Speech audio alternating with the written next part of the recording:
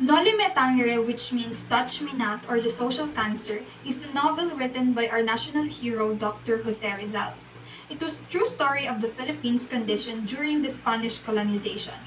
Its pages include Dominicans, shady lawyers, abused acolytes, corrupt policemen, Jesuits, small-town caciques, mestizo schoolgirls, social climbing devotees, dishonest journalists, actresses, nuns, grave diggers, artisans, gamblers, peasants, market women, and so on. Among all the characters in the story were related to Rizal. Maria Clara represents Leonor Rivera, the girlfriend of Rizal. Ibarra and Elias characterize Rizal opposing minds. Ibarra stands for peace and law-ordered approach of Rizal to freedom. On the other hand, Elias depicts the urge of Rizal to fight in a bloody war. The famous Tasio is Rizal's brother, Pasiano, and the legendary brothers Basilio and Crispin are the Crisostomo brothers of Hagonoy. Noli Tangere was born in stings. Finishing the novel itself is just one of the problems facing the author. Sick and strapped for cash, Rizal lost hope of having it published. Fortunately, a good friend of his loaned him money to finance the printing. However, due to another economic reason, Rizal was forced to reduce the pages of the manuscript. He removes the chapter of Elias and Salome. After the novel was published, Rizal's brilliance pleased and impressed scholars across different countries. It becomes the instrument to burn the hearts of the Filipinos with the truth. Despite that, the novel received rage and disgust from the Spanish government and the friars, which Rizal himself has anticipated. If you are curious as to how the novel progressed, stay tuned! The novel starts with a celebration initiated by Capitan Tiago in honor of our main character, Crisostomo Ibarra. He's introduced to us as a young and rich Filipino who modeled his excellence for 7 years in Europe, and the fiancé of beautiful Maria Clara, supposed daughter of Capitan Tiago. In the room, we can see the lineup of the main characters in the story. Padre Damaso, the villain, is a fat Franciscan friar who served in San Diego for 20 years. Padre Sibayla, the successor of Padre Damaso, is a young Dominican priest of Binondo. Senor Guevara, a kind elderly lieutenant of Guardia Civil. Don Tiborcio de Espedana, a bogus old limping Spaniard who practices quack medicine in San Diego. Doña Victorina, the wife of Don Tiborcio, represents the distorted identity of a native Filipino because of colonial mentality. Upon the arrival of Ibarra, guests, especially the ladies, favored him except for Padre Damaso, who was being rude to him the whole night. During the reception, Padre Damaso and Padre Sibayla, together with the lieutenant, conversed about the nature of Indios or the native Filipinos. Damaso is too wrapped up in his self-image, his power and importance to acknowledge that Filipinos are also respectable people. For him to feel authoritative, he believes that Filipino must be below to him. When the dinner started, the conversation centered on Ibarra's studies and traveling abroad. Nevertheless, Padre Damaso was grumpy because he got a bony neck and a hard chicken of tinola. Sad. He tried to discredit Ibarra's remarks about education. He showed disdain for education in general, framing it as something not worthy of obtaining. Ibarra, insulted by the friar's remarks, remained composed and reminded his listeners that Damaso once ate at his father's table, while insulting his old age. Ibarra then announces that he must leave. Before departing, he raises his glass and says, "I give you Spain and the Philippines."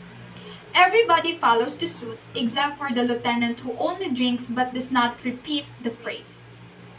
The social gathering intro of a novel is a hit-home scene to everyone. Whether you read this novel in the present or during the Spanish colonization, the representation of a native-foreign relationship remains the same. We witnessed how friars used religion to cover for their malicious intents. How Padre Damaso despised Ibarra shows his rage towards those who achieve intellect because they might harm his image or the overall image of the Spanish in the Philippines. The whole slandering represents a secret fury, untold truth, mockery, and corruption. One of the significant events in Noli Tangere is the death of Don Rafael. Don Rafael passed away before the novel's opening pages. Crisostomo learns from Lieutenant Guevara that his father Don Rafael died unhappily in prison after accidentally killing a tax collector and being falsely accused of other crimes by Father Damaso. The tax collector killing incident is when Don Rafael came across a government tax collector beating a poor little boy. Don Rafael intervened to help the young boy and accidentally killed the tax collector because he pushed the tax collector, but unfortunately he pushed the tax collector hard and he hit his head on the rock. The accusations of Father Damaso towards Don Rafael about other crimes surfaced because Don Rafael refused to attend confession, thinking it is useless. Together with Father Damaso and Don Rafael's other enemies, they slandered Don Rafael's name and he ended up in the jail. Lieutenant Guevara, on the other hand, a good friend of Ibarra, hired a lawyer for Don Rafael, but by the time he cleared Don Rafael's name, Don Rafael died in his cell. Don Rafael's body was buried in San Diego's Catholic Cemetery, but Ibarra eventually learns from Father Salvi that Father Damaso ordered a grave digger to exhume Don Rafael's body and transport to Chinese cemetery because of Don Rafael's status as non-heretical Catholic. However, as it was raining and the corpse is heavy, the grave digger dumped Don Rafael's body in the lake instead. Don Rafael in Noli Tangere is one of the richest men in San Diego and the father of Crisostomo Ibarra, a loving father to his son indeed. Don Rafael, his character symbolizes the Philippines itself. That because of having a rich natural resources, the Spaniards tend to invade the country and ruin it. In short, sinakop at inabuso. That represents the Philippines during the Spanish era. Through the death and imprisonment of Don Rafael, Rizal wants to imply or emphasize the unfair and biased treatment during the Spanish era. He wants to show how unfair the treatment of Spaniards towards Filipinos in our own land. If we relate the death and imprisonment of Don Rafael and the unfair treatment of Spaniards to the present, we can rarely see such thing.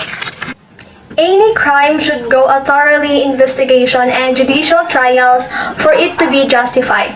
But in Rizal's novel during the Spanish era, especially the event of imprisonment and death of Don Rafael, there is no such thing like today's law. Today, accusing someone of any crime is not easily honored as true or false, or the accused as guilty or not guilty. An investigation will be established to know the truth and prevent innocent people from being wrongly imprisoned.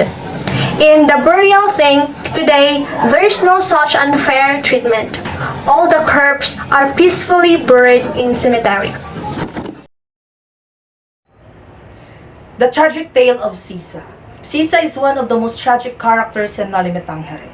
Not only does she miss her sons who are living away from her, and also for being poor and disempowered by her abusive husband, who only shows up to deplete her of whatever she may have, as he does by eating the majority of the dinner intended for Basilio and Crispin. In terms of power, Sisa is at the bottom of the rung of the San Diego socio-economic ladder. Sisa was a generous mother to her two sons. She loves her very much, but cannot protect her from beatings from her husband, Pedro. Sisa waits in the darkness for her two boys to come home.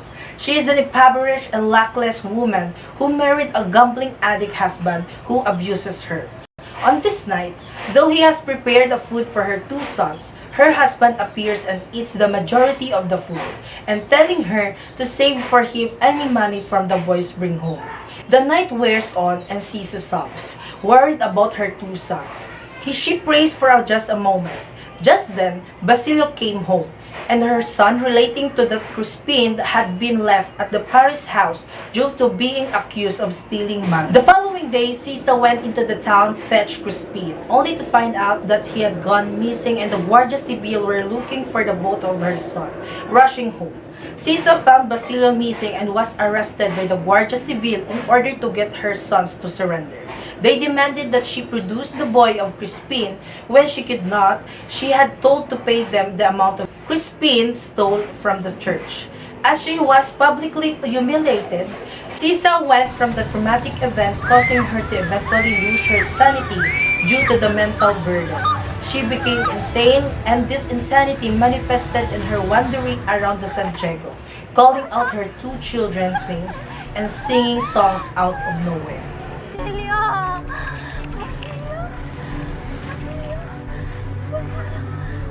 Rizal implied the characterization of Sisa as the symbolism of our motherland, who was suffering with the loss of her children. The tragic events that ruined her life symbolizes the abuse that the motherland received from her colonizers.